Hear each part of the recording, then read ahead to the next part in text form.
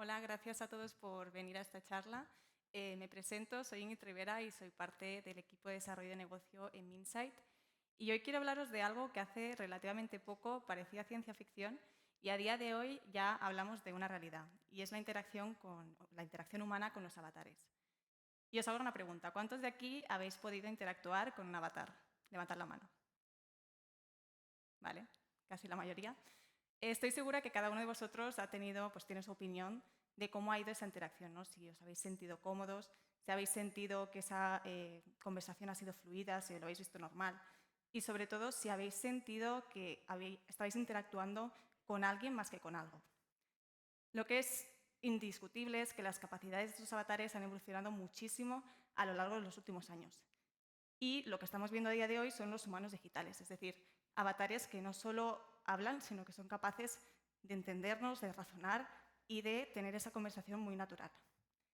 Al final, lo que estamos viendo es un cambio en cómo consumimos esta inteligencia artificial.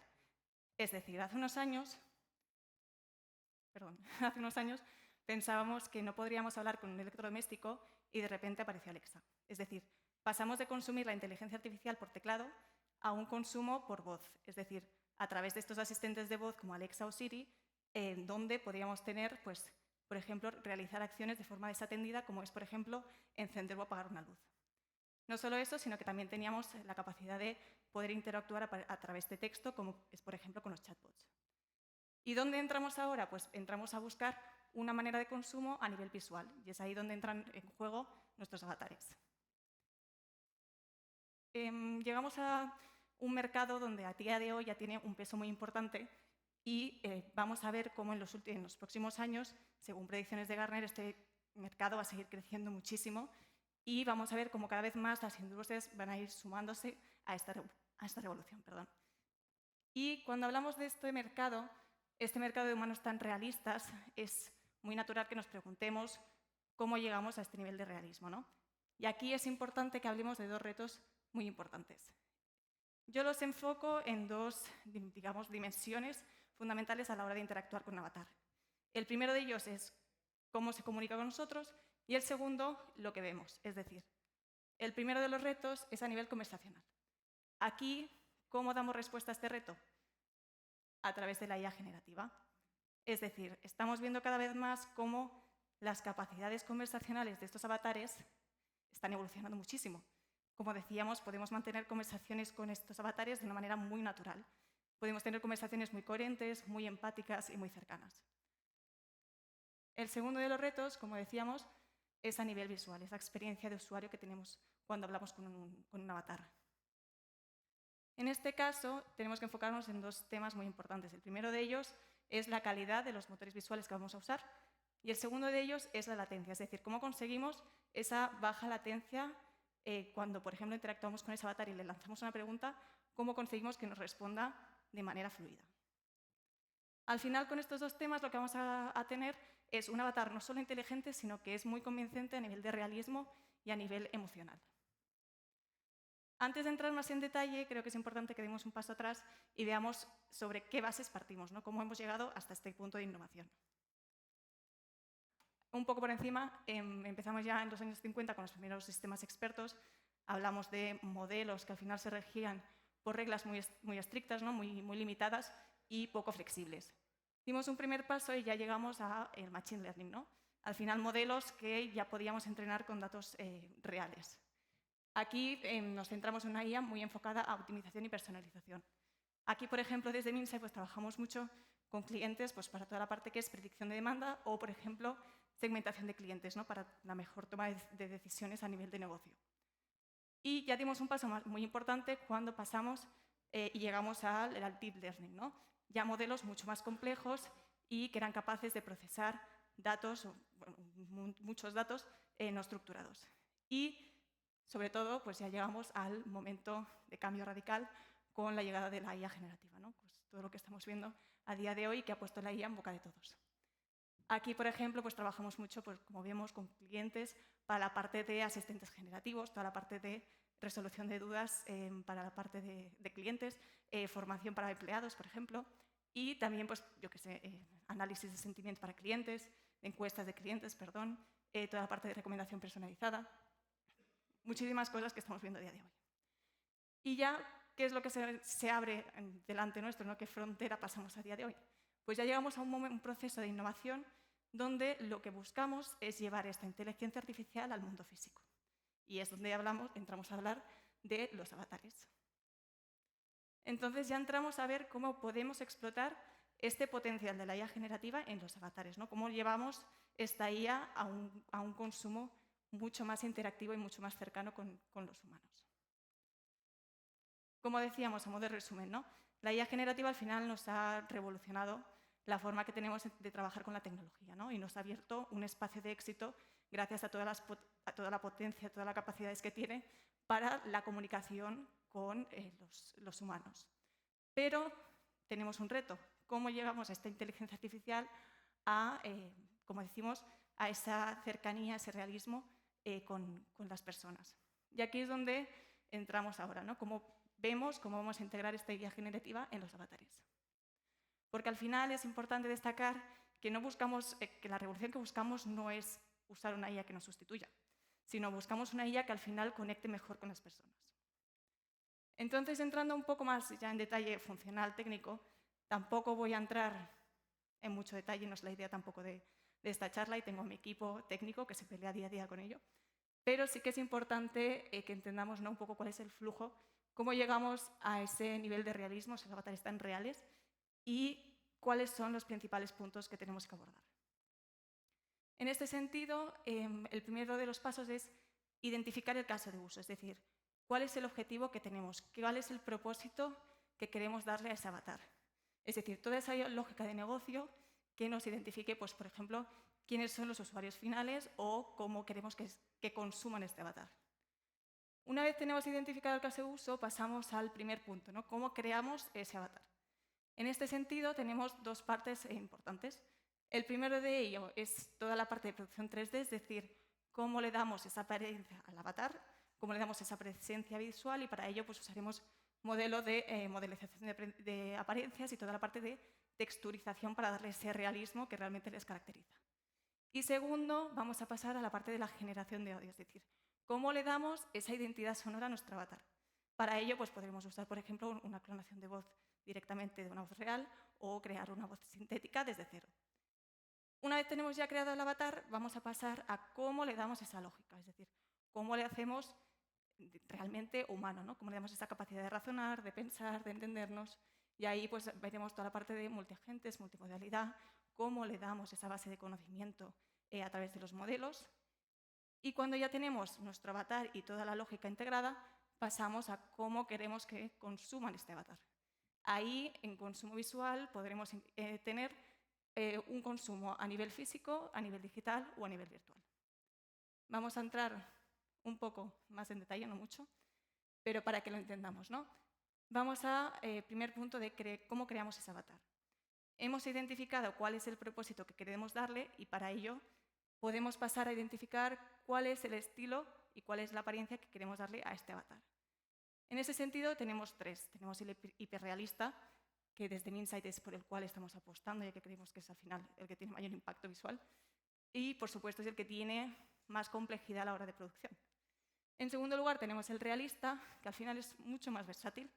Y el último, el low poly, que como veis, pues, bueno, es al final el nivel más de caricatura y que tiene menor trabajo de producción. Una vez hemos identificado el estilo, pues ya decidiremos qué herramientas vamos a usar para llevarlo a cabo. En este caso es necesario identificar y diferenciar dos tipos, digamos, de humano digital, ¿no? Tenemos, por un lado, el humano que podemos crear de cero, es decir, una persona que no existe, y para la cual podemos usar pues, modelos ya preestablecidos. Pero por otro lado tenemos la parte de clonación de una persona ya real, ¿no?, que existe en el mundo físico. En este sentido, nosotros desde Minsight, ¿cómo lo abordamos, no? Nosotros principalmente usamos Unreal Engine, y entonces el proceso que usamos para la clonación de una persona real empieza por primero realizar una extracción de lo que yo siempre digo como la piel de la persona, ¿no?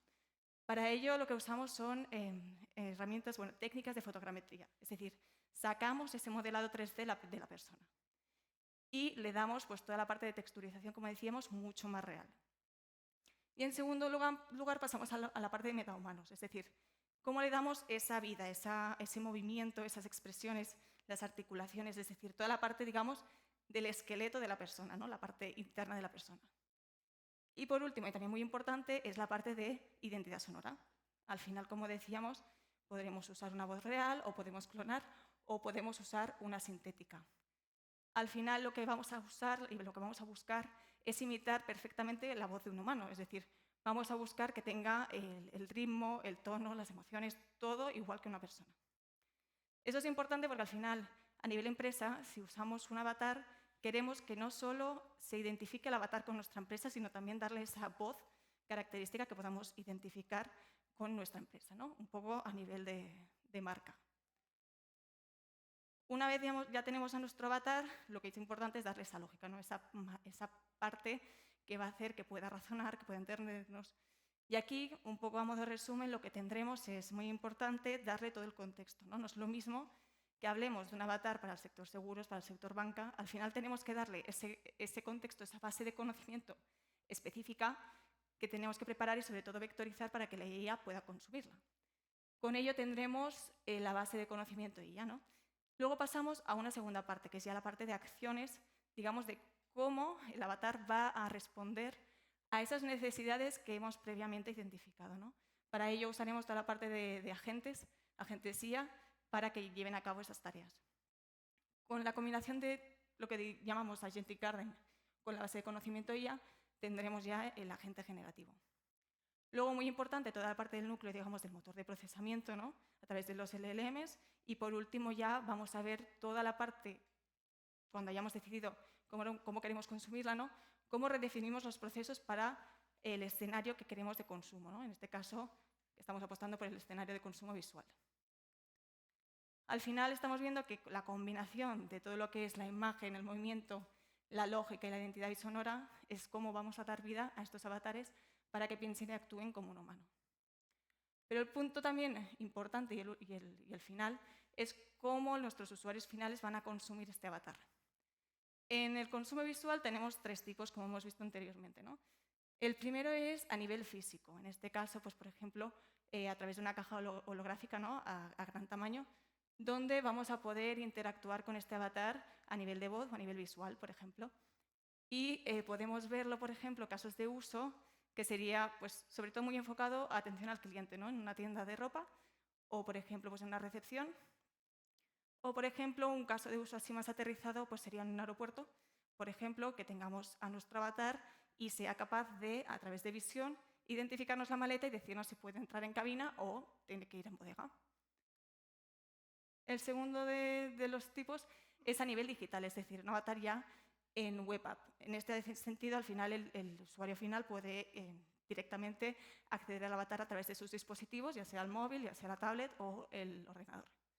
En ese sentido, podemos conversar con el avatar a través de voz, imagen o texto. Por ejemplo, podríamos tomar una foto de nuestra nevera y que el avatar nos diga una receta para cenar esta noche. Y por último, tenemos ya la parte virtual. Aquí ya hablamos de avatares en realidad aumentada o realidad virtual, donde al final tenemos el avatar en un entorno 3D inmersivo, ¿no? Tenemos, por ejemplo, casos de uso, que sería, por ejemplo, siguiendo lo del aeropuerto, pues una formación a la gente que tiene que aprender cómo poner el combustible, cómo hacer la limpieza de los aviones, pues todo ello podríamos hacerlo a través de este consumo virtual. O, por ejemplo, también tenemos toda la parte de Digital Twins, que, por ejemplo, en nuestro caso, desde Minsait, pues tenemos clonada las instalaciones y tenemos el avatar que te va guiando a través de las distintas instalaciones, ¿no? Te va contando qué hay en cada sala. En ese sentido, ¿cómo lo hemos puesto en práctica? No hemos visto cómo creamos el avatar, cuáles son las técnicas que tenemos que tener en cuenta, cómo lo hemos puesto en práctica desde Minsait. El año pasado ya creamos nuestro propio avatar, que se llama Alicia, nuestra avatar de IA generativa, y como veis, en los últimos meses ya hemos podido realizar muchos avances y muchos progresos con ello.